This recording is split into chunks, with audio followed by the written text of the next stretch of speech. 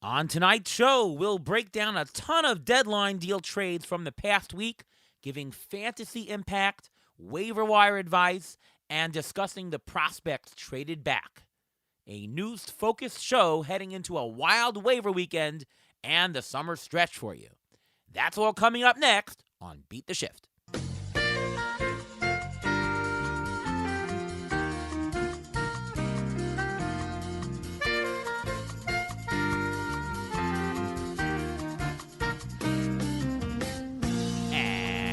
And welcome to another episode of the Beat the Shift podcast. I am your host, Ariel Cohen, and with me, as always, is Ruvain Guy. What's going on, Ruvain? Not much. How are you doing today? Pretty good, and we're just going to go right into it. A lot to get into today. It's our trade deadline episode. We're recording this on Thursday, 31st in the evening, a couple of hours after everything has taken place. To me, this was a trade deadline that was marked by a ton of relief pitchers being exchanged all over the place, and we're going to get into all the trade, talk about fantasy value for the players, who's going to pick up playing time, talk about the prospect they are going, and so on and so forth. And we're very happy to have on, as our guest tonight, Eric Cross. What's going on, Eric? Hey, guys. Happy trade deadline day to you both. It was certainly a fun day for sure. Absolutely. Yes. Eventful. Fun and busy day. How are you doing, by the way? I'm doing good, man. It's summer's going by way too quick, though. It's crazy that we're obviously recording this on the 31st, so tomorrow's the first day of August, and kids will be back in school in like a month. It's crazy. Season's 2/3 over now. It feels like it's flying by, but no complaints here. Everything's going good on this end. How about you guys?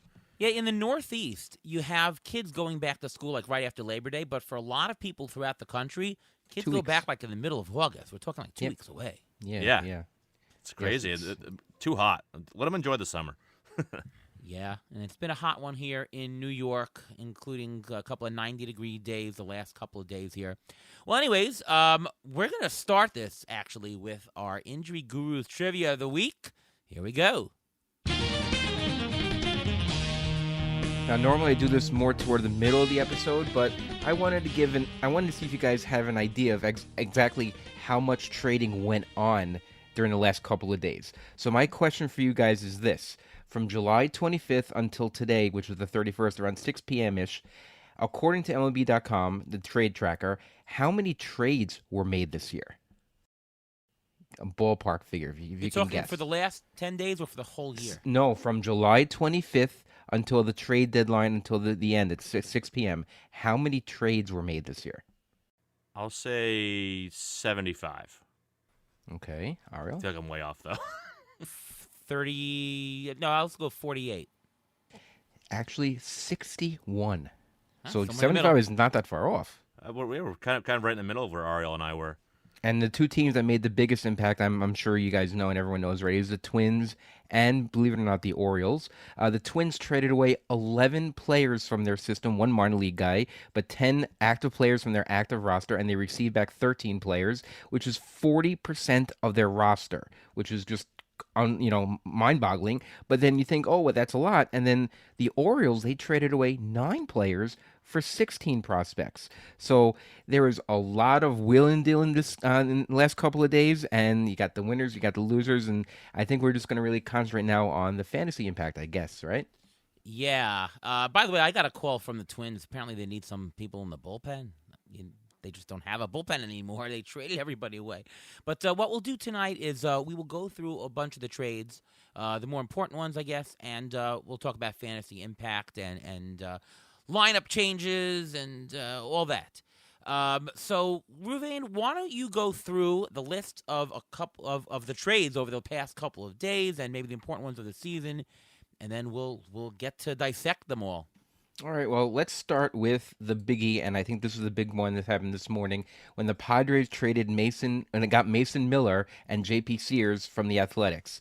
Now, Eric, they got a huge haul back, including Leo DeVries, which is, I think, the big name. I think one of the most accomplished or credited prospect in all of baseball. Almost, he's like the top 5 or something like that. What do you think of the trade? What do you think the Padres are going to do with Mason Miller? Is he going to close? What do you think the Athletics are going to do with the net players that they got back? Yeah, that trade kind of came out of nowhere. I mean, not the Mason Miller part. We kind of heard that he was going to be kind of traded and that San Diego was interested. But the fact that Leo DeVries was in that deal, that was the part that really shocked me. And it was funny seeing, San Diego, Twitter X kind of go into a frenzy when that happened because everyone loves him in that system, as they should. He is one of the, if not top 3, he's at least like top 5 to 10 prospects in baseball. He's still younger. He's 18, 18 in Double-A though, so facing competition much older than him. And the stats aren't gaudy, but he's holding his own absolutely, and really showing why he's considered one of the best prospects in all of baseball. And this is a guy that has the upside, like truly has the upside to be a multiple-time All-Star caliber player. And, obviously they already have, he's a shortstop. They already have Wilson there. So you kind of got to wonder, how does that work out long term? They still have, a year or two to figure that out. He's still probably not debuting till 2027. But, yeah, they definitely got a very exciting, potentially elite player in Leo DeVries. And, Braden Nett, who they also gets a pitching prospect, and Baez. Those are two pretty decent, not studly, but decent pitching prospects too. But DeVries is the headliner there, and he's one of the top 5 or so prospects in baseball for a reason. And he's going to be going into a much better ballpark down the road too, with that Vegas ballpark, as opposed to going to Petco. So it's really exciting from a fantasy perspective for sure. Is this the most that the Athletics could have gotten for Miller? I think so. I mean, like I said, if San Diego had given up maybe like Ethan Salas, who's another one of their good prospects, along with these pitching prospects, I think that would have been like a fair, pretty decent deal and pretty good haul for the Athletics. But to get obviously Mason Miller, we've known he's down a little bit this year, but still one of the better young relievers in baseball. Can throw 1,000,000 miles an hour. We know this, but to get a guy like DeVries back in, and the Athletics, while they're trending in the right direction as a franchise, especially with the talent they've brought up this year. Obviously Wilson and Kurtz have been phenomenal, and obviously Rooker and Butler and all them. So they're turning in the right direction, but their contention window is still like a year or two away. So having a good reliever, even though he's younger, kind of just doesn't really fit that type of like timeline for them. So getting that window, and when their window's coming up, that's probably when DeVries is going to be up with this team. So, I think it was an absolutely phenomenal return, and any Athletics fans out there should be absolutely thrilled with this return. But my question is going to be now, with Mason Miller gone from there, and Mason Miller's on the Padres have a closer. They have Robert Suarez. Is Mason Miller going to close? Is he going to be setting up? I mean, doesn't he almost lose his fantasy value now? I mean, he still has, his numbers aren't his ERA and WHIP aren't as good as it was last year, but is he losing like a big chunk of value? Is he a guy who you can actually maybe think of even dropping for this year? I wouldn't say dropping. I think it's probably going to be some sort of a timeshare. I don't think Suarez is like out of the role by any means, and we'll see how this plays out. I'm really interested to see how the first few opportunities go, like who's getting them.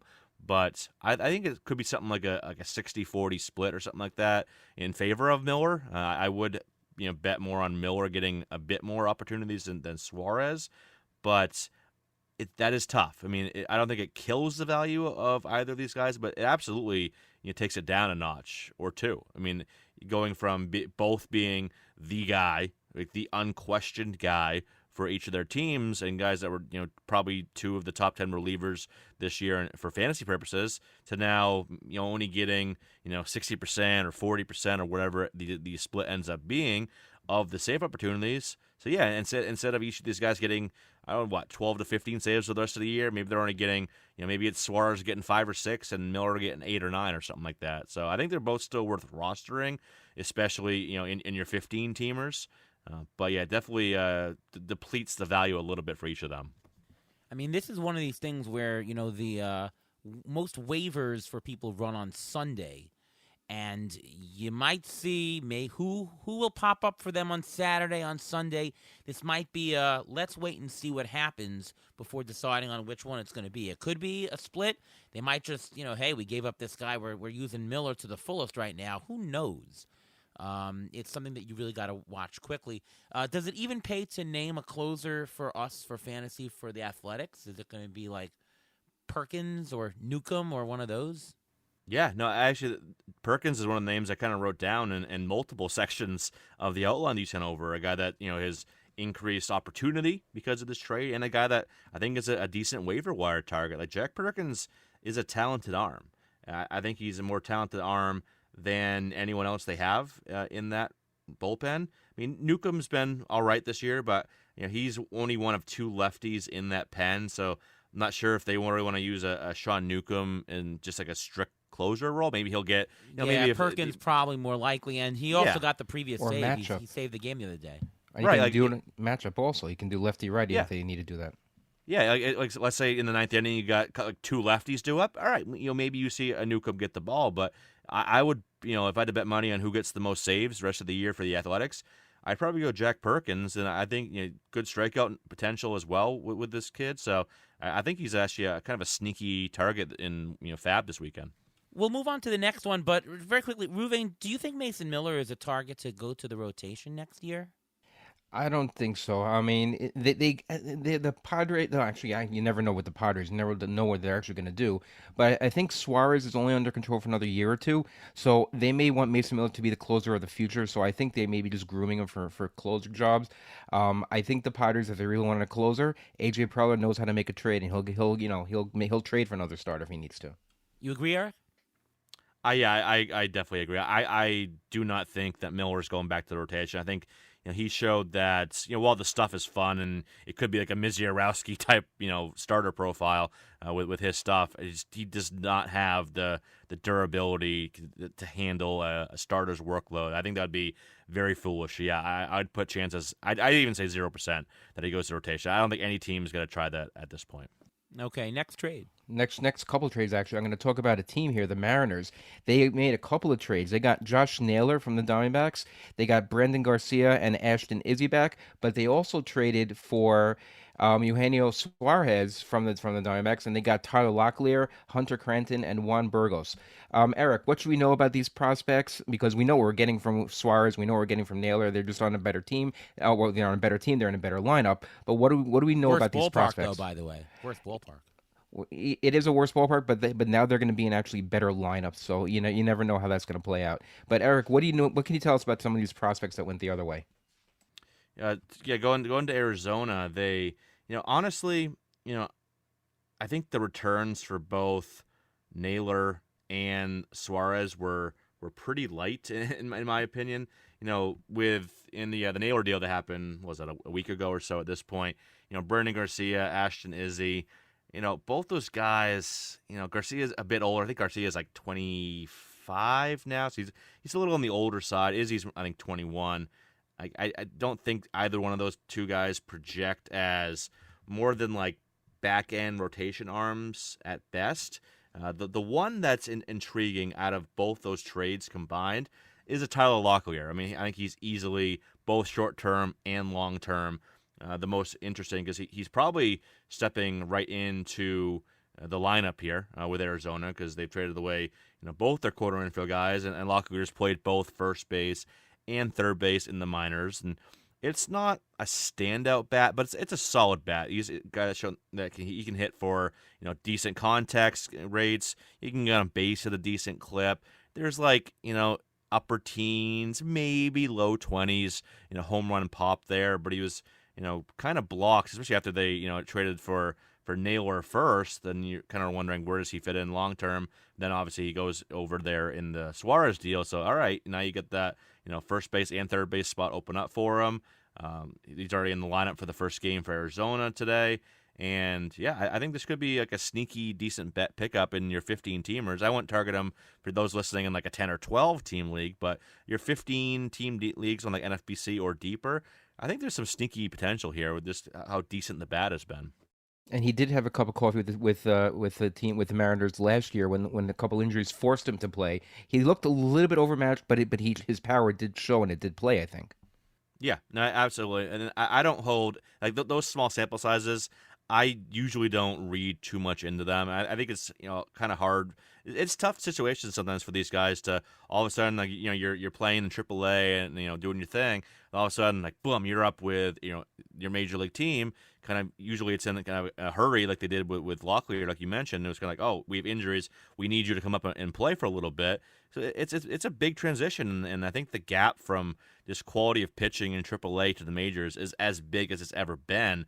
So I don't fault like these guys like Kobe Mayo or Locklear or whoever else that struggle in a small cup of coffee in their initial taste of the majors, because it's such a difficult transition these days. And you see some of these guys, they get it going 40, 50, 60 games. And even the top, like Jackson Holliday, perfect example. He's not a stud like we thought he could be, but he settled into being a pretty decent guy, after, being in the majors for 50 whatever games it was. So yeah, it wasn't a great sample size for him last year, but again, there's still a decent bat to be had here, and should get plenty of run down the stretch. So Locklear is going to be the first baseman, I would say. Is he worth a pickup in 15-team mixed leagues? I think so. I mean, it's not like go out and throw some fab dollars at him, but if you're sitting there and you've had a hard time kind of filling your corner infield spot, or you're just not happy with the group of players you're kind of running out there, whether it be at your utility, corner infield, or even first base, yeah, I think if that's a position of need for you, I think he's definitely a target. Again, it's not like a high priority, got to have him type of target, but I think there could be some sneaky value there where he's shown the ability to hit for contact and hit for some power, that given the opportunity, and you got to imagine he's going to get a long run here. They don't really have anybody else to take that spot right now. Yeah, I think he could provide some value in 15-teamers for sure if you need that spot. And who else is picking up the playing time at third base? I think eventually it'll be Jordan Lawler, who, again, another one of those guys. Rehabbing. He's rehabbing right now. Yeah, he's rehabbing right now. He was playing down in the complex level today, so it's not going to be him right now. So you're probably looking at like maybe mid-August for Jordan Lawler, but maybe he's a factor over the final 4 or 5 weeks of the season.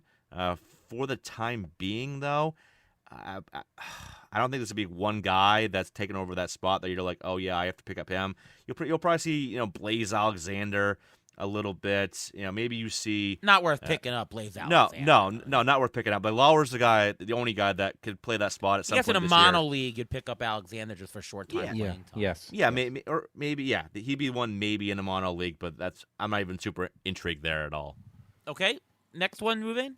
Okay, let's go to another situation where let's talk about the Yankees a little bit. They got a couple of closers. Literally, they got closers. They got David Bednar from the Pirates for a couple of catchers and an outfielder, and they got Camilo Doval at the last second from the Giants as well. We don't know what the roles are going to be right now with the Yankees, with David Bednar or Camilo Doval. Obviously, they both can close, and with Devin Williams there also, you have basically 3 closers there, and if you count Weaver from last year, you have 4 closers there, so we don't know how that's going to work out. But what about the prospects that went the other way out of the Yankee system? Yeah, so the Yankees were able to get these guys without giving up a lot of their top guys. I mean, going back to Pittsburgh, they gave up Rafael Flores and Edglin Perez and Brian Sanchez, all of which I have in my top 500, but not like incredibly high. Flores is the one that has some intrigue there, and I know Pittsburgh has kind of struggled to kind of fill that catcher spot. It's supposed to be Andy Perez. He's been hurt. So I think in a couple of years, Rafael Flores could be a guy that has some value. I mean, he's probably the best hitting prospect they gave up, but there's not. They didn't trade any of their big names, so they held on to Spencer Jones. They held on to all of their other big names to George Lombard. So there wasn't really a lot of guys that they gave up where I'm like, oh yeah, that guy's gonna be a dude in a couple of years, but. Flores is the one that has the best chance of being a dude. Just someone, he's still a year or two away. Yeah, not like super close, but definitely someone to keep an eye on. If you're out there in dynasty leagues, that's definitely a guy that could be a decent piece in a few years. But that's really it, to be honest with you. And is Spencer Jones going to make an appearance with the Yankees this year? I mean, he's red hot in the minors right now. So, I mean, they're holding on to him. I think the fans sort of want to see him. So what do you think about that? I do think he's up, and yeah, red hot doesn't even do it justice. Like he's on 2001 Barry Bonds level run in AAA. I think he had 13 home runs his first 19 games in AAA. I mean, I do think he's up. I have zero clue what to expect because as someone that ranks prospects, and I've been doing it for like a decade now in the industry, he has by far been the hardest guy ever for me to rank because the upside is so insanely high because of the immense power he has, and he's a good runner too. Like people give him credit for that. You know, this guy could steal double-digit bags, but the contact steals are so damn bad even now. So it's like he could be, you know, an absolute stud for a week and then look like late career Joey Gallo for a week. So I don't know what to expect from him, but I do think he's up at some point this year. All right, so the immediate fantasy impact, I guess we have to talk about the closer situations, really the impact here. There's the Yankees, there's the Giants, and then there's the Pirates. I guess for the Giants, Randy Rodriguez very possibly could be the closer. And for the Pirates, Dennis Santana, who had a couple of saves this week, that looks like a lock here. So to me, Dennis Santana is good to go and maybe give a shot to Rodriguez in San Francisco. And the question is for the Yankees, what to do. I don't know. I mean, you know, Devin Williams had been such a lockdown closer all the years. How do you not give it to him? Duvall, that probably loses his fantasy value. I mean, Ruben and I own Duvall in a league or two. I think it's almost a cut, if I had to guess. Bednar, not really saving games. I guess hard to pick up unless you see something, right? What are you doing with these guys, Ruben? Well, Doval, I think he's on the third level. I think both actually. What's kind of funny is that all three of these guys, Devin Williams, Doval, and Bednar, they all at one point in the season didn't have the closer spot. They all either lost it or gained it back or didn't start with it, whatever it may be. But Doval, I think, is third in the pecking order. I think it's going to be between Bednar and Devin Williams. I mean, Devin Williams did blow a save the other day, but he's been pretty good the last couple of starts since he was put back into the closer role because of an injury. I think it's still going to be Devin Williams, but I think it could be a 50-50 share. I think I wouldn't be surprised, and if one of the closers just slips up for a couple of times, I don't think Aaron Boone is going to hesitate to use one over the other. Yeah, since May the 20th, Bednar has a .73 ERA. I don't know. It's possible it's him. I mean, I'm not rushing to pick him up right now if I don't have him because you just don't know the story. And I think Duvall is just the clear cut in 15-team leagues. Certainly in 12-team leagues, no. Eric, what do you do with all those situations? Yeah, I'm kind of similar line of thinking to Ruvain here that I think it's primarily going to be Bednar and Williams. Doval might get a rogue save here or there, but not enough to matter in fantasy. So I agree that he is pretty clear cut in fantasy leagues right now. But I think you could see them use both Williams and Bednar. I think it could be maybe a similar situation to what's going on in San Diego, where it's like a 60-40 split. I would lean a little bit more towards Williams, but man, if someone told you like 3 years ago that, you know, Devin Williams, David Bednar, and Camilo Doval would all be in the same bullpen in 3 years, back when they were like all really, really good and like top 10 guys at that point in time, I mean, I would have looked at you funny, but that's where we're at now. And these guys, like you mentioned, have all had pretty up and down years. You know, luckily they're all been more up than down lately, but yeah, it's a tough situation. And are you picking up in Pittsburgh Santana? Are you picking up Randy Rodriguez in San Francisco? Certainly 15-team leagues, I think I am. Yeah. Oh, yeah, absolutely. Yeah, those two guys are really intriguing. Right, Randy Rodriguez, I don't think gets enough credit for like the really good year that he's had. Like he's kind of low key been one of the best relievers in baseball, but just doesn't get, you know, really the recognition that, you know, a lot of these guys do, because he wasn't getting a lot of save opportunities out there because they were going back between Walker and Doval. But yeah, I think he's a really good pickup there. I think he is the guy over Walker and whoever else might be in the mix in that San Fran bullpen. And I think Santana's the guy, clear-cut guy there in Pittsburgh, because the rest of that bullpen is pretty bad. So I think he's the best arm by far remaining in that bullpen now with Bednar out. So yeah, I think Santana and Rodriguez are both pretty good ads right now this weekend. And we're going to talk about a lot of other closer situations, but you know, I want to sneak this one in. Who's the closer at Los Angeles, the Dodgers? I mean, they've got a lot of different arms. Is it Vesia? Is it Yates? Is it Trinan to come back again? Is it just pure committee? Is it work? I mean, the Dodgers are a good team, so you want to own closers.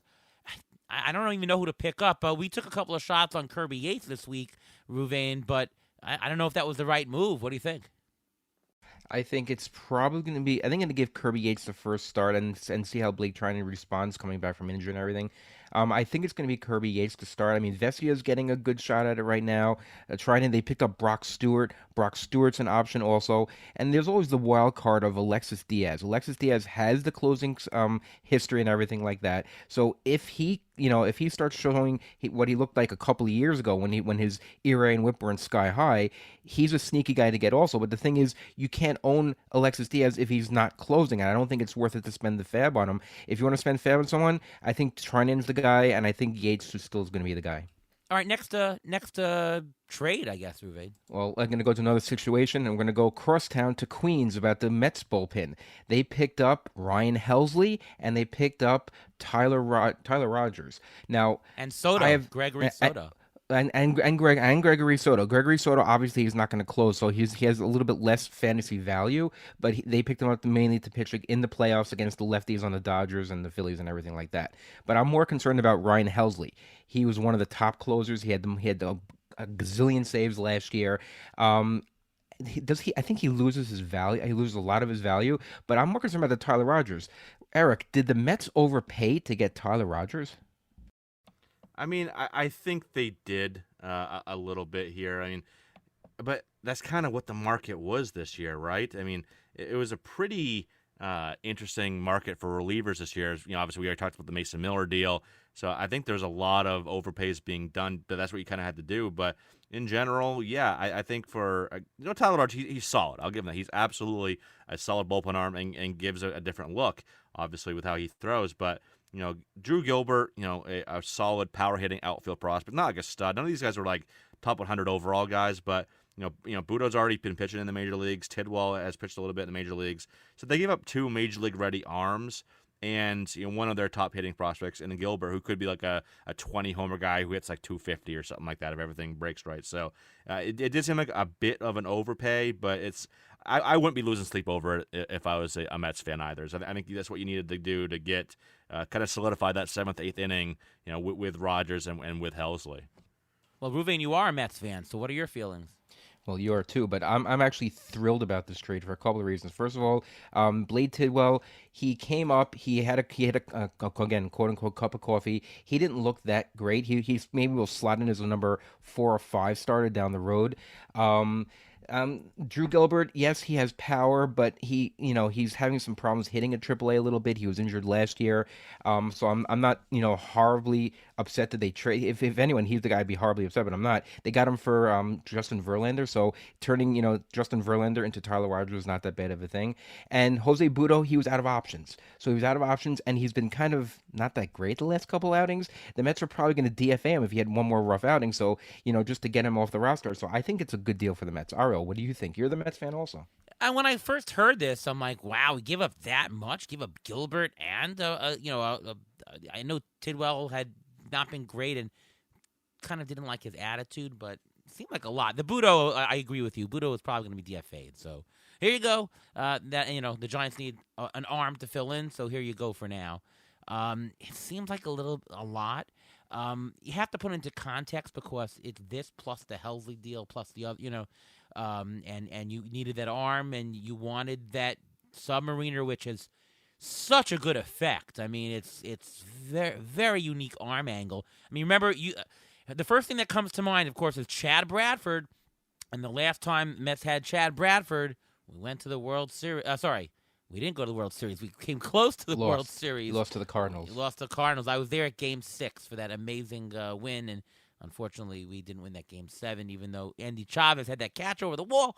But this is not, to me, it wasn't like, oh my God, what did we do? It was just like, we give up that much? I guess. I'm like lukewarm on it. Remains to be seen if either make it or if Rogers is really the guy we needed to. But Ryan Helsley's fantasy value, that's in question because his K rate is down from last year. I mean, yes, that's got to be. I'm not going to say 0 because he still has the great ratios, but.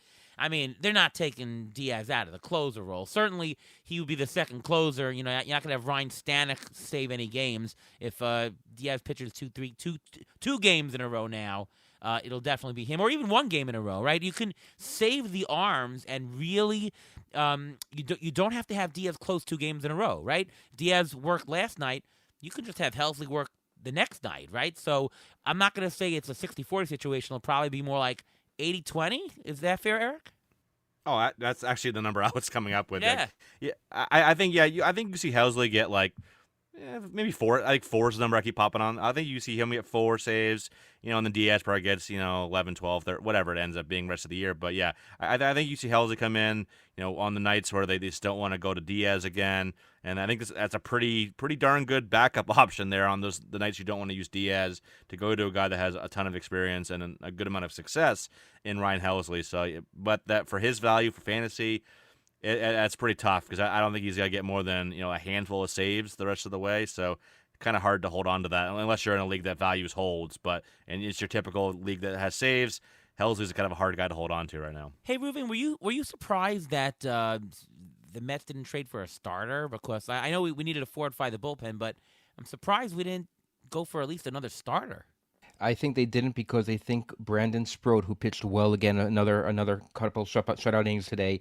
Jonah Tong is ready. Nolan McLean. I think all these guys are going to probably at least one of those guys are going to be called up. And now that the Mets have the bells and whistles bullpen, it's called bells and whistles. I'm calling it that because you got the bells because Ryan Helsley comes out to Hell's Bells, and the whistles because you got the trumpet. So it's the Mets have the bells have the bells and whistles bullpen, but they have the younger guys coming up. They didn't want to trade those guys. I think, and Eric, you can back me up on this. I think Brandon Sproat's going to be the first one up, and I have a board bet with someone with this. But Bender. I think Brandon's with Bender. I do think that he's going to be the first one up, but I think that's why they didn't trade. No, not they didn't Bender, trade for with Tim McLeod. Sorry, Tim McLeod. Yeah. So I do think that they're going to call up Sproat first, and I think it's going to be soon because I think they're going to probably, that's why they didn't go after a starter. I think so, right?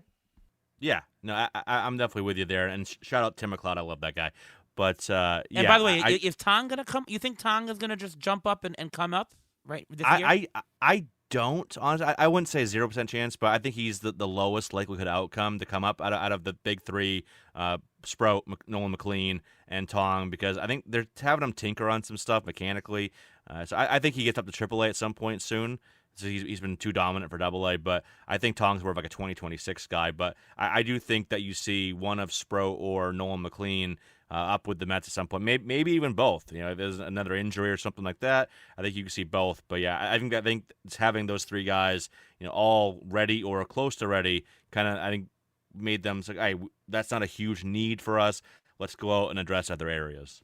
I'm actually going my summer vacation later this month, going to see the Mets in AAA and the Mets in AA, the Syracuse Mets and the Binghamton Rumble Ponies. So I will see these prospects for myself. Nice. If they aren't called up already, so I am excited about that trip. I guess remains about this trade was what happens in St. Louis, because they also traded away another reliever, right, Ruvain? They traded away 2 others. They traded away Maton, and they've traded away Steven Matz. Oh, that that's leaves right. Yeah, them. Matz too. Yeah. So well, if Maton was gone, and Matz was still there, I guess even though he's a lefty, I guess Matz would. Jojo close. Romero, is he the guy left? Yes, Eric? I guess. Yeah, I'm there with. I'm kind of the same reaction to Ruvain. Like, yeah, I think he's a guy. Am I super excited about that? I don't know. He's been solid. He's solid, but it's not like, oh yeah, Romero's the guy. That's exciting. It's not like super exciting. I actually drafted Romero in one draft and hold league. Just, he needed some closer shots. I'm like, well, if Helsley ever gets traded, take a shot, maybe Romero, and I don't know. I might come into some saves in that league. I mean, are you jumping this week to pick him up? No, I'm not. He'd be like lower level. I'd rather go out and get like. I'd rather have a Jack Perkins, for example. Rather have everybody we've talked about so far, or at least most. Yeah. Well, let's go down the turnpike a little and see what the Phillies did. They got Johan Duran, but they also paid a pretty hefty price, and they also got a center fielder that the Mets are a little familiar with, Harrison Bader. So, in the trade for Duran, they traded Eduardo Tate and they got Mick Abel. Minnesota did. Eric, you know these guys better than I do. Well, we know about Mick Abel. He was up this year, but what can you tell us about Eduardo Tate? Yeah, Eduardo Tate, he's one of the better young catching prospects in baseball right now. He's down in Low A with Clearwater, and he's been hitting a lot of home runs. There's some contact concerns that will have to be ironed out moving forward. A little bit too aggressive, a little bit too much swing and a miss. But when he connects, like the power for an 18-year-old facing, mostly older competition, it's really impressive. And he's kind of shown that with the metrics under the hood too. So still, a few years away. Not someone we'll have to even be thinking about for fantasy until 2027 at the earliest. But there's definitely a lot of power potential there. And if he gets the contact skills to be at least decent enough, I think there could be a pretty fun catcher for fantasy. And then Mick Abel real quick. Like I've seen Abel, I think I saw him twice live in Double-A. The stuff is really good. Like we've seen that. Like the stuff moves. It's just he's never kind of been able to put it all together. This year's been a lot better than the last couple of years, where his value was really tanking the last 2 years. But I still don't know what he becomes. Like the upside is there to be like a mid-rotation guy, but the downside is he's just too inconsistent and has to move to like a low-leverage bullpen role or something like that. So he's a fun arm for sure, but yeah, I think Tait is the one to really get excited about down the road for fantasy. All right, so fantasy impact, and it's amazing how this trade deadline is really all about the bullpen situations. It's just that's what the 2025 trade deadline trade is. Duran is going to be the closer. I think everyone will agree, right? Yeah, Yes. absolutely. And Okay. is there any value for any of the other relievers on Philly? I mean, Matt Strom's still a little bit just because he's a lefty, but a drop. I mean, I don't think so, Ratios right? for him, but no. Yeah, that's it. It's Duran. That's it. Yep, I agree. Yeah, it's Duran. Minnesota, according to Roster Resource, there are now only 3 relievers in the bullpen left that have not been in the minors as of last week. Literally 3. Cole Sands, Justin Topa, and Cody Funderburk. And there's 2 others on the roster who are in AAA, Michael Tonkin and Noah Davis. That's their bullpen. That's crazy. They literally have absolutely no bullpen. I don't know if I've actually seen any trade deadline where a bullpen got depleted that much. And I guess we could talk about the other trades, Ruvain.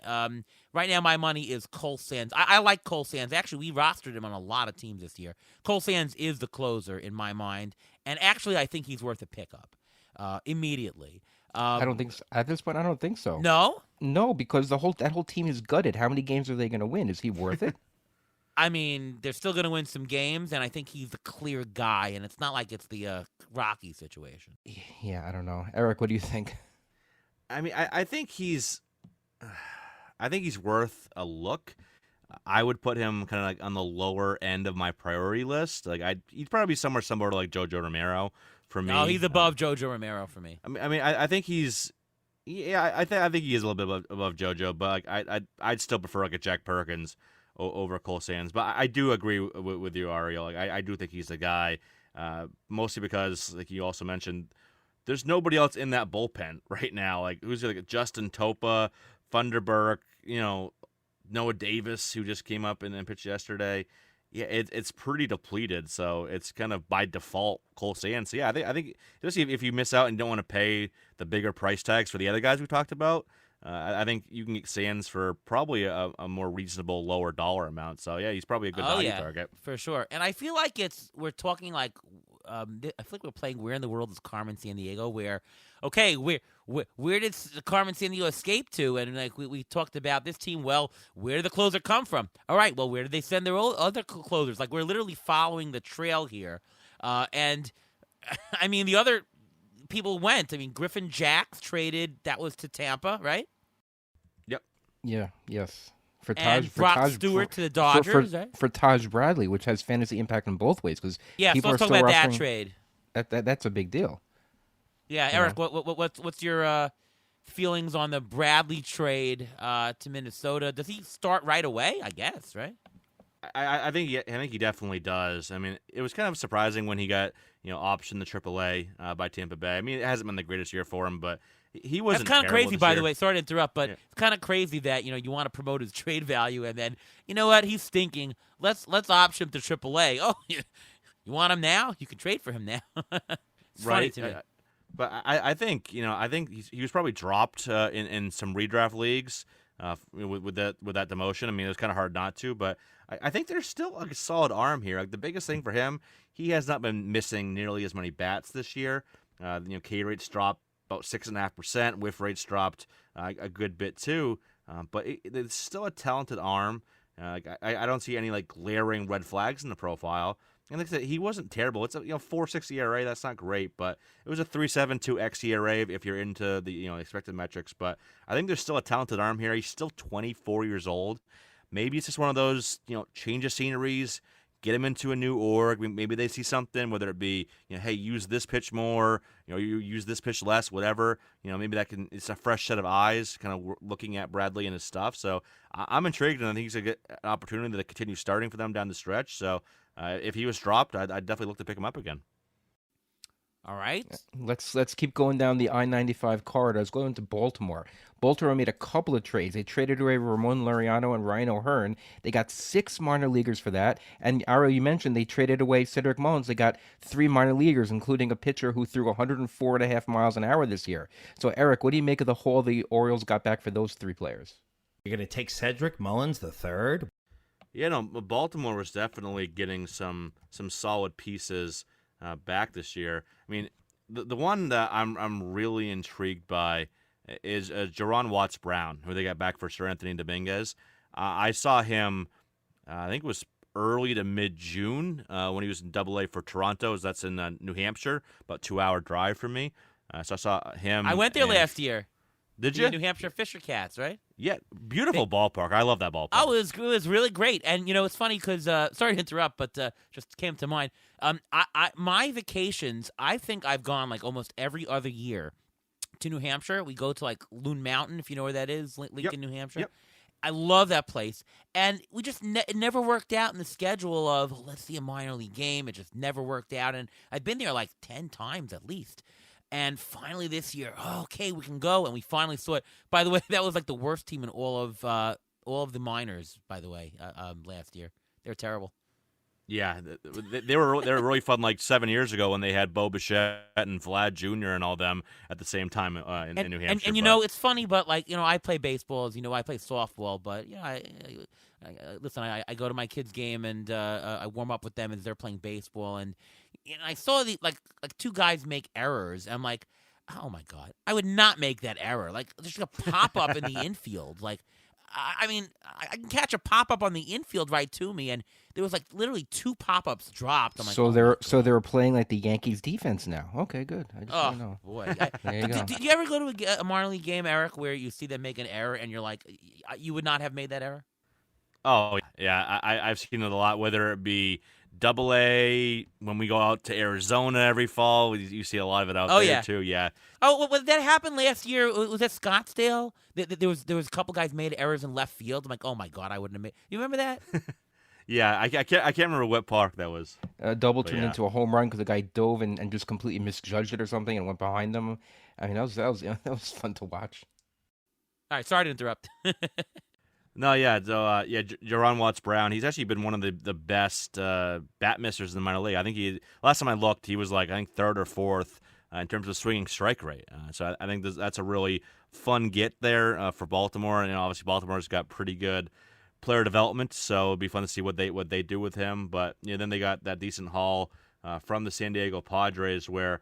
It's a lot of potential. It's not a lot of like, oh, these guys will be helping out soon type of guy. But they got Cobb Hightower, who's a fun shortstop prospect, but he's a few years away. Boston Bateman, who could be like a mid rotation type of starter. He was San Diego's probably like 4th or 5th best prospect. I think Pipeline had him 4th, but in that general ballpark. So definitely for O'Hearn and Laureano, who.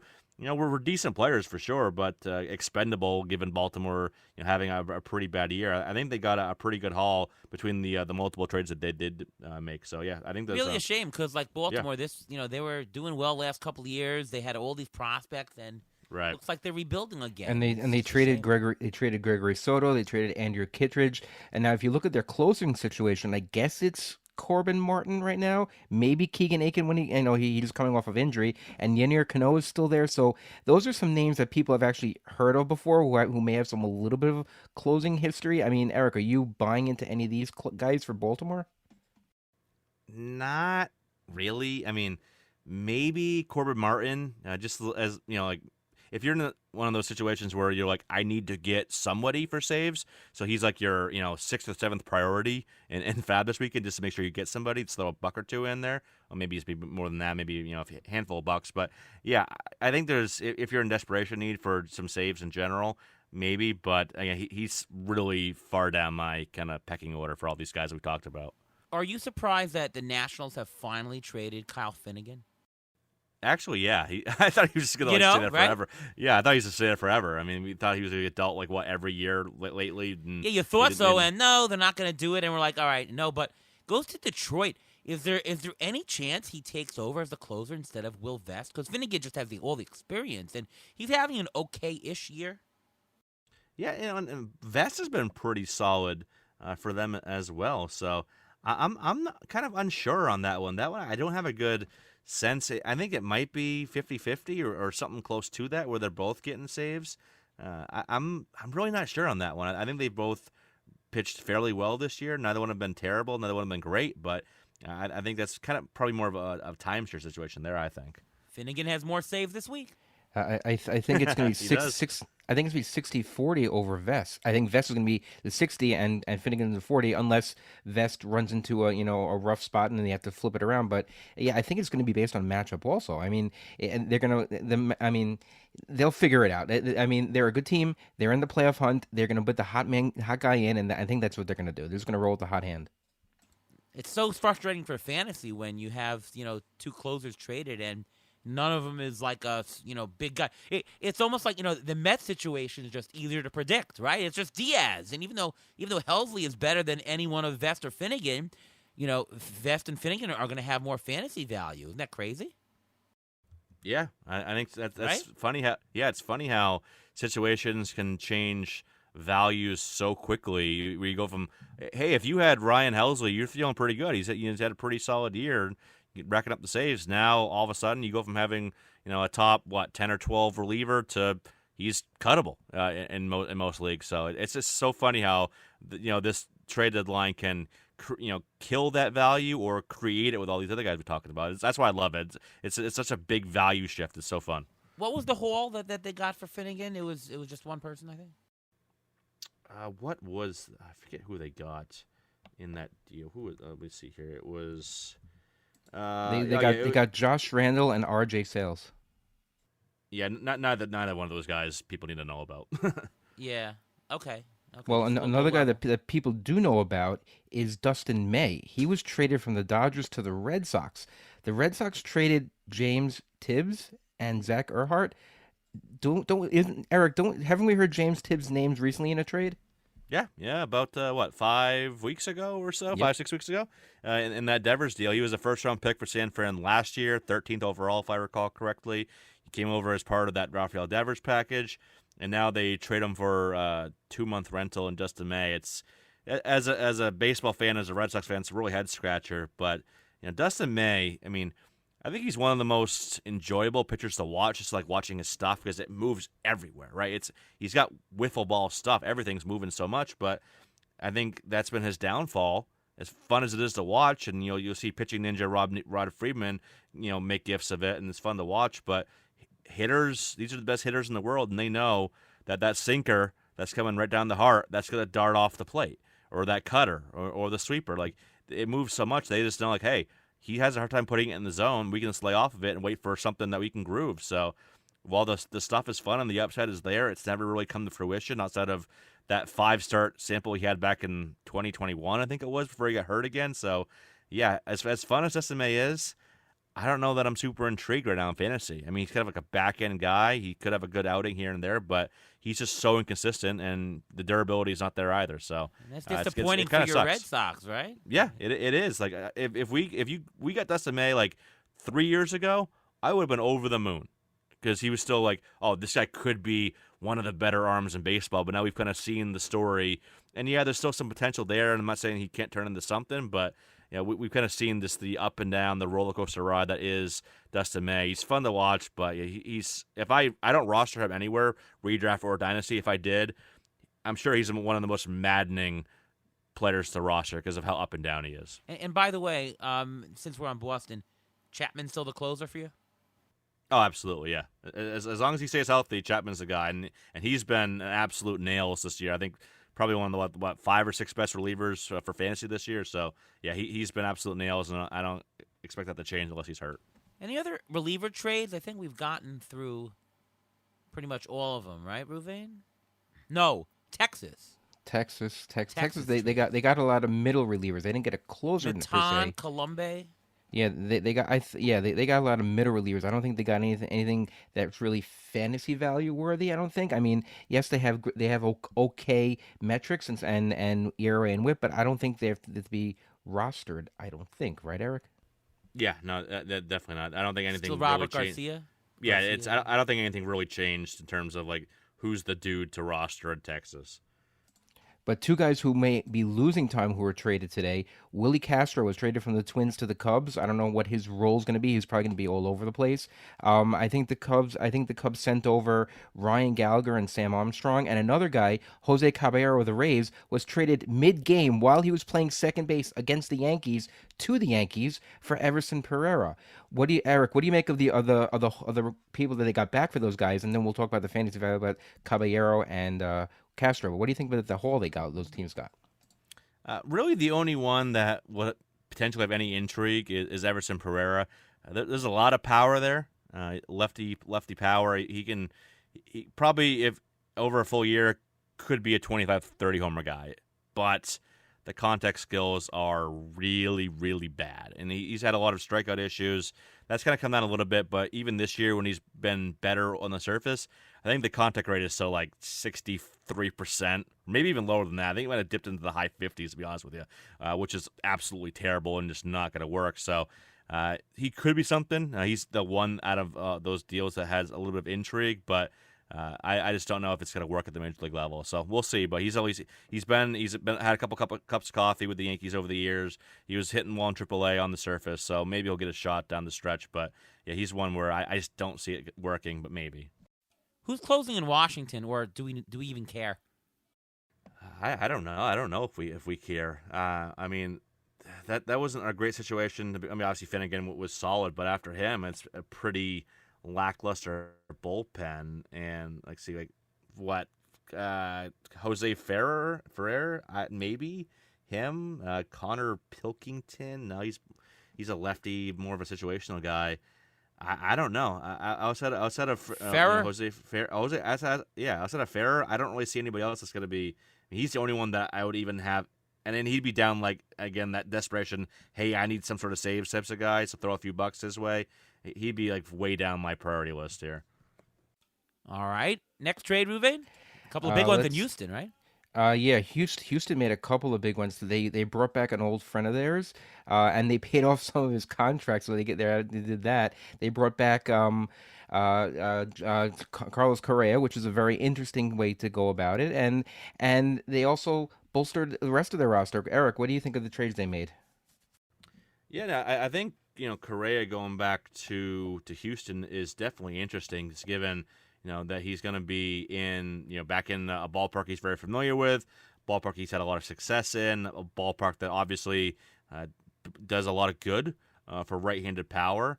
And so I think that was a solid move. Looks like he's going to play third base too, so maybe you get some fun, different eligibility here for him down the stretch. So I think Carlos Correa back to Houston was really interesting. I think that's going to be a good boost for his value. I've never been the biggest Correa guy in general, but I do like the move, having him go back to Houston. I think that's definitely a slight uptick for his value rest of the season.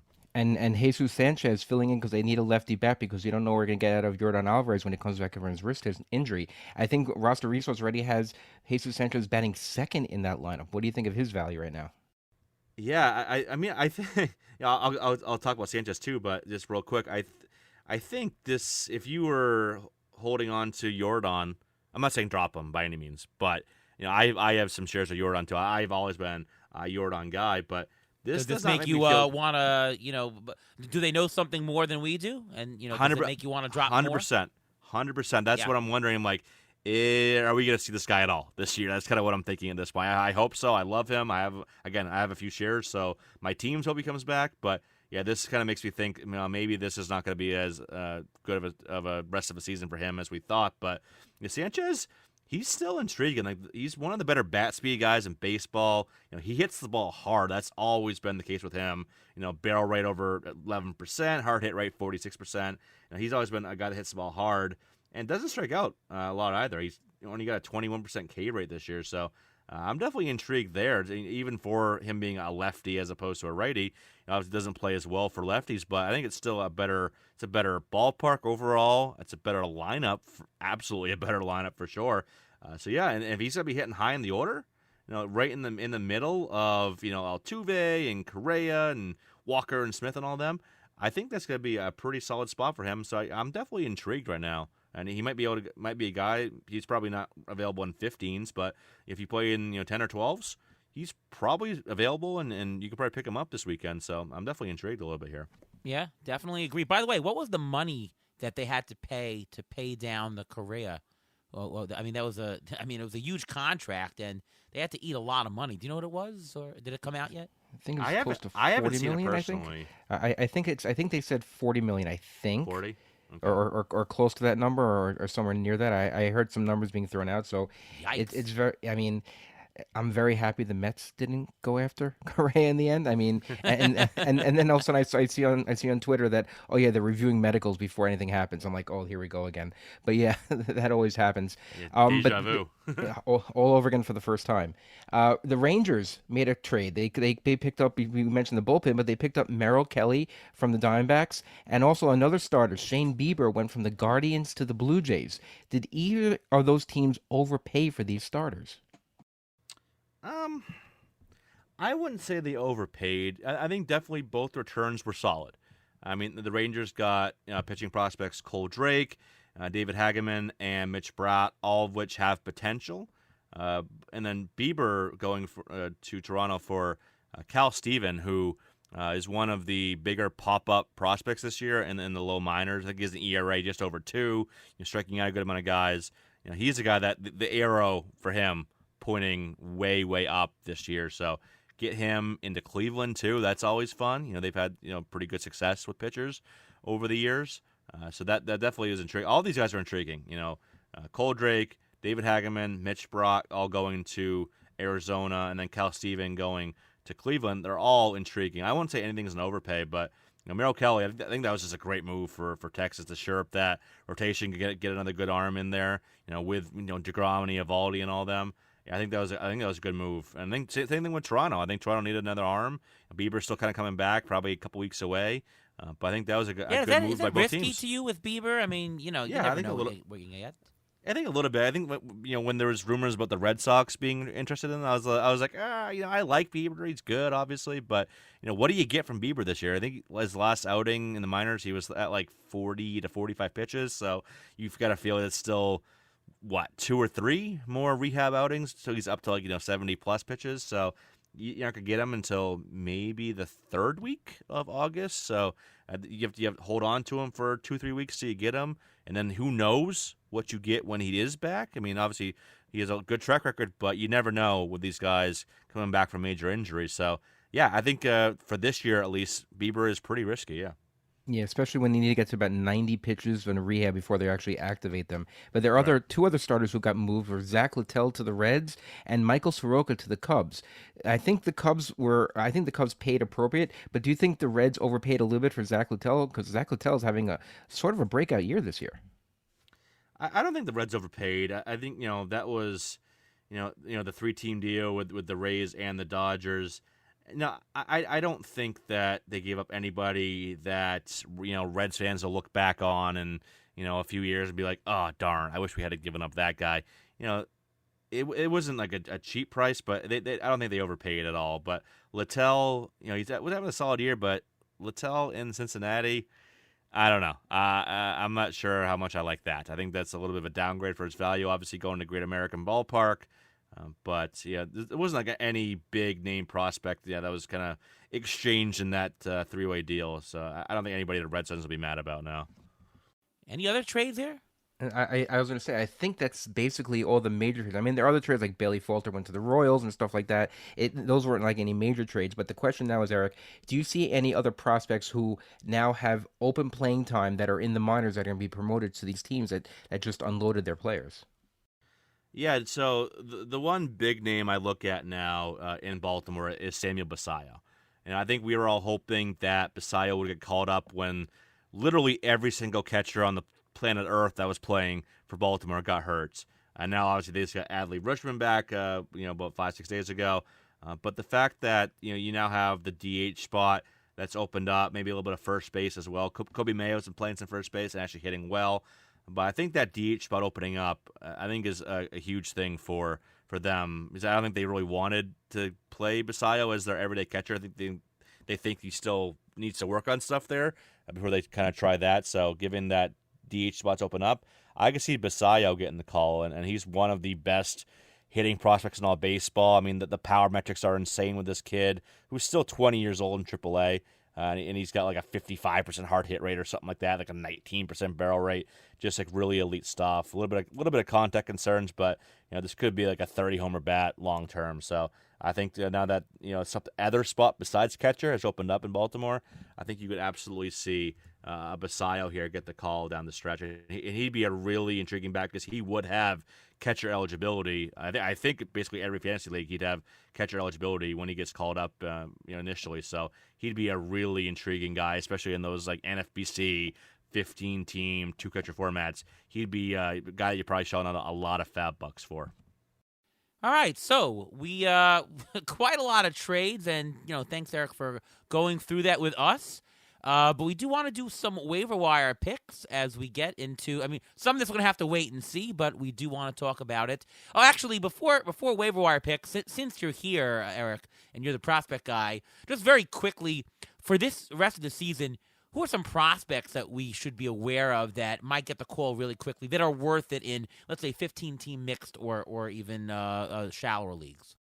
Yeah, so there's still, even though we've seen a lot of guys get the call this year, there's still a good amount of intriguing names left. And you look at two pitchers right off the bat, National League, Andrew Painter, who before the season they said the time frame was right around now. They said second half of the season after the All-Star break, so I think it could be really any day now for Andrew Painter. He hasn't been setting the world on fire by any means in the minor leagues. He's been good this year, but it wasn't like Misiorowski level of dominance or anything like that. But he has the upside to be a frontline pitcher in this league. The stuff is insane. Saw him live out in Arizona. He was making one of his rehab outings out there. A lot of good stuff there with Painter. I think you see Bubba Chandler at some point this season as well, though Pittsburgh doesn't seem to be in any rush to call him up, and they've had him in AAA for over a full calendar year now, which is really odd to see for a top guy. But he's one of the 6 or 7 best pitching prospects in baseball right now. I kind of mentioned Jordan Lawler. I think he'll be up maybe in a few weeks for Arizona. We mentioned Spencer Jones earlier. I think he's up at some point.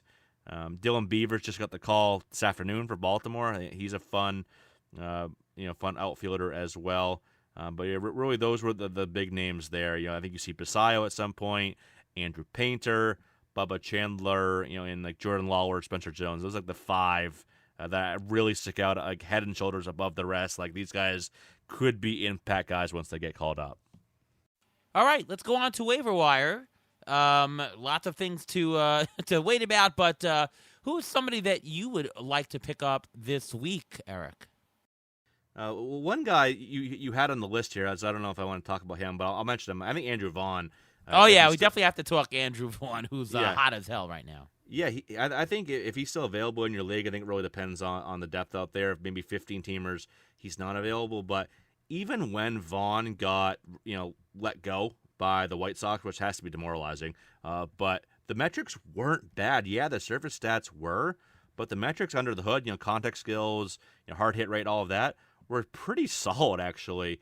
This year, barrel rate 14%, 50% hard hit rate, 92 mile an hour average exit velocity, 87% zone contact, 78% overall contact. Like these are all above average or better metrics.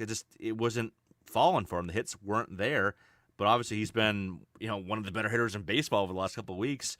Now that he's in Milwaukee, so I think he's a guy that's really really intriguing if he's still available in your league, which I think he might still be in a good amount of leagues. Another guy that I'm really looking at, he's rehabbing right now, but should be back within the next week or so, is Luke Keeschel with Minnesota, where there's plenty of opportunity for him now. He's a guy that's always been high contact, high on base guy, a 20+ steal threat, maybe a 15 homer bat. Nothing like spectacular, but just one of those guys that just does a little bit of everything and does it well. Give you a nice, well-rounded kind of overall 5-category stat line. From second base, which is where he probably will play, or at least be eligible there this year. I think that's a pretty fun pickup as well. So, Luke Keeschel is another guy looking at. And I think Laureano going to San Diego. I mean, he was starting to heat up.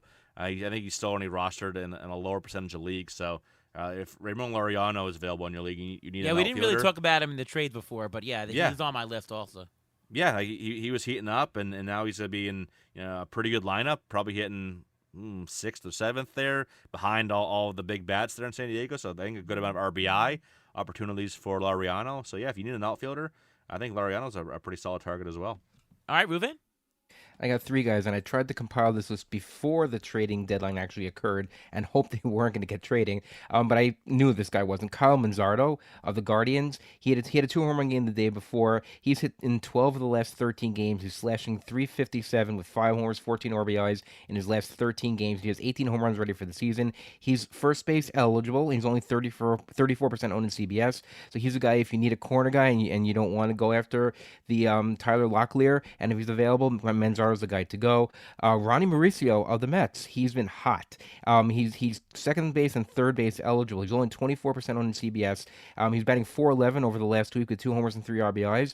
The problem is that because they got Cedric Mullins, the infield gets even more crowded because they had Jeff McNeil playing center field a little bit. So now there's a whole big crunch between Brett Beatty, between Ronnie Mauricio, between Jeff McNeil, and and you don't know who's going to play where. And I think it's an interesting, but it's a guy to look at because he's been hitting, and right now none of the other Mets are really hitting. So if he's hitting, he's probably going to stay in the lineup. And another guy, this is sort of a semi prospect, and I wanted to mention this to Eric, Warming Bernabel, the guy, the third baseman from Colorado. They brought him up when they traded Ryan McMahon. He's eligible at third, but he's played already 5 games at first base. He's only 7% owned, but he's hitting .388 since being called up with 2 homers and 3 RBIs, and he's playing in Colorado. Now, his minor league stats aren't that gaudy, but, just for this short period of time, and the fact that he's not really owned in many leagues, he's a guy that's intriguing because you can probably get him for pretty cheap.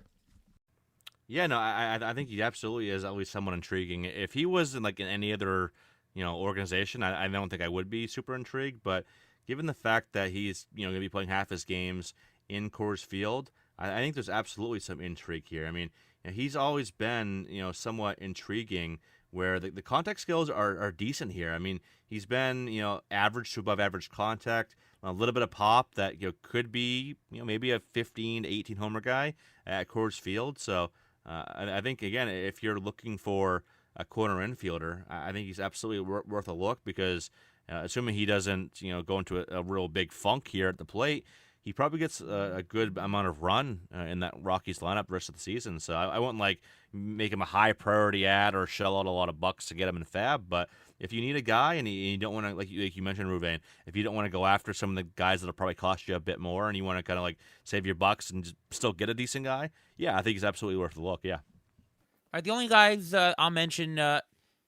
Tyler O'Neill, again, 50% owned or less. 4 homers this week. He's hot. Yep, agree with that one.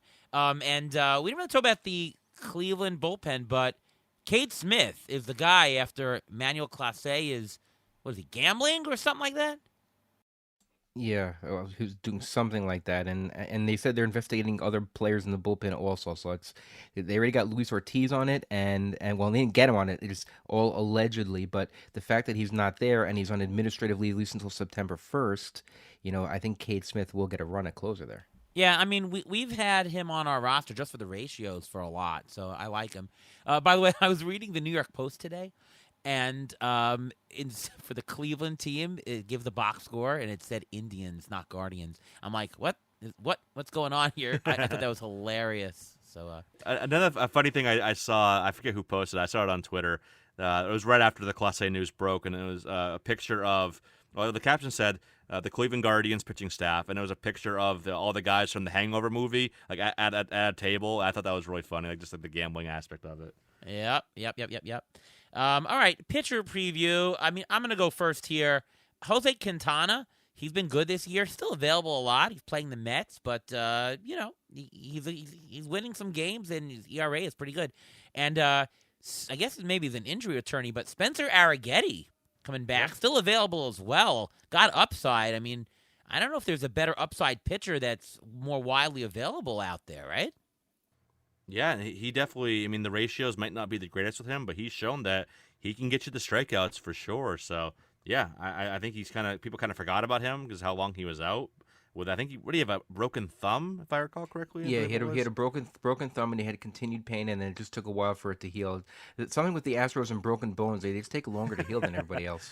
Oh my word, yeah, it's whenever someone goes on the IL now, I'm gonna be like, oh well, we'll see him then 3 months. But Arrighetti's definitely really intriguing for that upside with the K's.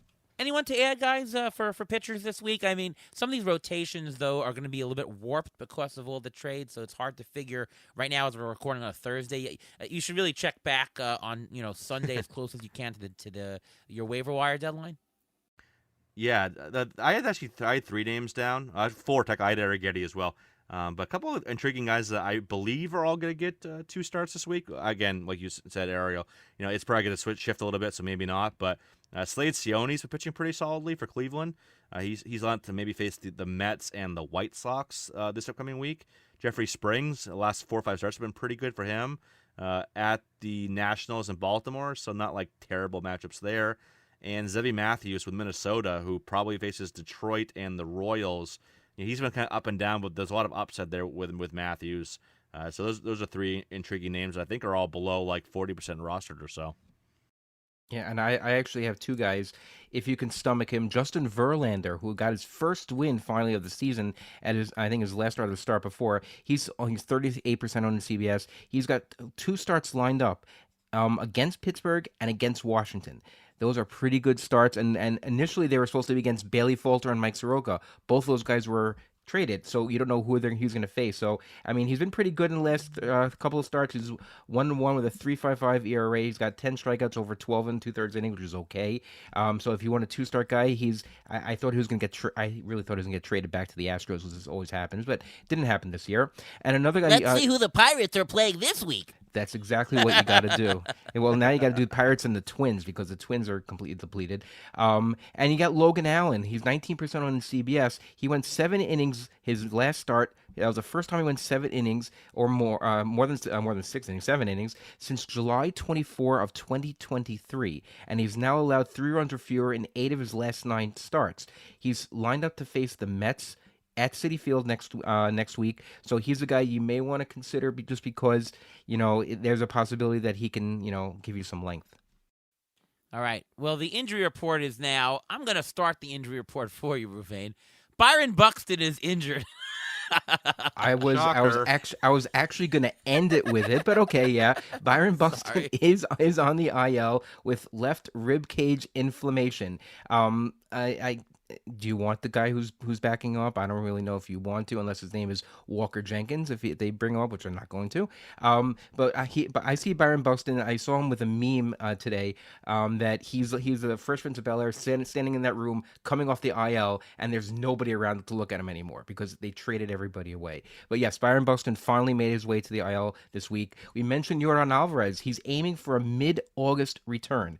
We'll see what happens because he still has a pain in his wrist, in the hand. That's the bottom hand of his swing, and he's still having problems with it. We don't know what's going on, and we have no idea what's going on.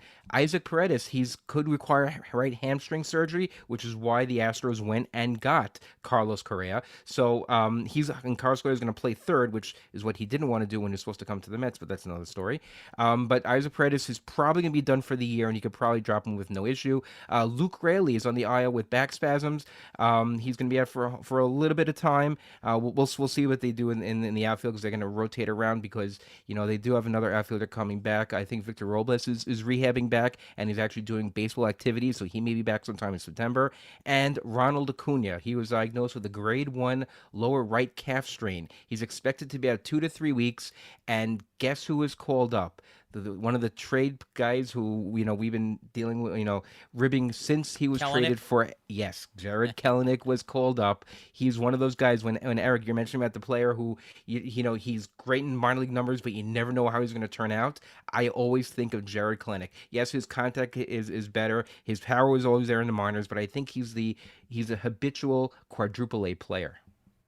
Probably, and he's going to be one of the guys that's linked to me until the end of time, because I was so incredibly high on Jared Kelenic, and obviously it has not worked out whatsoever outside of a 2-week stretch in late 2023 or whatever it was when he ended the season hot. But yeah, that one of my bigger misses as a analyst. Hey, who has more stolen bases this year, Ronald Acuna or Luis Angel Acuna? Easy answer. I know the answer to this. It's his younger brother. It's Luis Angel. Yeah, he's got 12 versus Ronald's got 4. Yeah, Ronald hasn't really been running much this year. No, because his knees are still bothering him. The same thing happened when he came back from surgery the year, the time before, and that was the one issue that he was going to have coming back. But it's good it's a calf. I mean, they originally thought it was like an Achilles, right?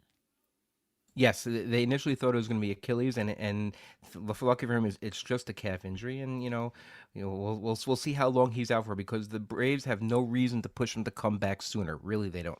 And it's a question why they didn't even trade some of their guys. Why they didn't trade all these Marcell Ozuna. He probably had a trade value. Rafael Iglesias, he could have been traded. I'm not sure why the Braves didn't sell, and it's very curious. Yeah, they were very quiet. Did they maybe even make any moves today? I don't remember hearing their name pop up at all. They didn't, and I heard some rumblings saying that they want to have a good product on the field so they don't lose box office money. That's some things that I heard, in a couple of sources. So just very interesting. That's all. Yeah. All right. Well, it's been a long show, but we've done a lot. Thank you all for listening. Want to thank Eric Cross for coming on the show. Eric, why don't you tell us what's going on with you, where we can listen to you, where we can read your stuff, all things Eric Cross.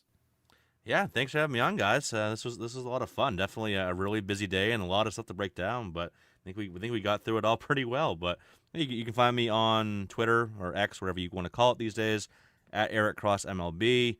All my written stuff, either on Rotoballer or on my Patreon, which is linked in my bio. That's where all my rankings are for the most part. And yeah, it's still doing the Tool Shed podcast every week, and I'll be doing more of the Dynasty slant on the trade deadline on that show in a couple of days. But yeah, staying busy and enjoying the season. All right, and Ruben? You can follow me on Twitter X at MLB Injury Guru, where I tweet out injury updates as they come. I also now do injury blurbs for Rotoballer instead of my weekly articles, so you can catch me there with many different players. All right, I'm Ariel Cohen. You can see my work over at Fangraphs, over at Rotoballer, and Beat the Shift podcast right here. You're listening to it right now. All right, well, thank you so much to Eric Cross for coming on the show for our trade deadline bonanza. We usually do more strategy, but this was obviously a very news-based thing. The ATC projections people are asking me. They will not be updated rate-wise before Sunday's waivers. It just takes a couple of days to compile the stuff, so it won't be ready, but we will have an update next week, although playing time is updated. So playing time will be updated literally nightly. It's through Roster Resource here at Fangraphs, Jason Martinez, and he's on the ball. He's literally working right now, probably the last 27 hours in a row, I'm sure. So that will be ready to go there, but the rates will get adjusted next week. All right, once again, thank you so much to Eric Cross for coming on the show, and from all of us here at Beat the Shift. We'll see you next time.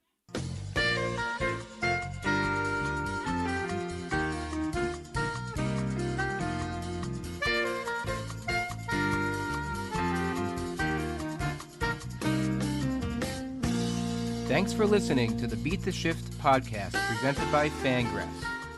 Follow us on Twitter at beat_shift_pod.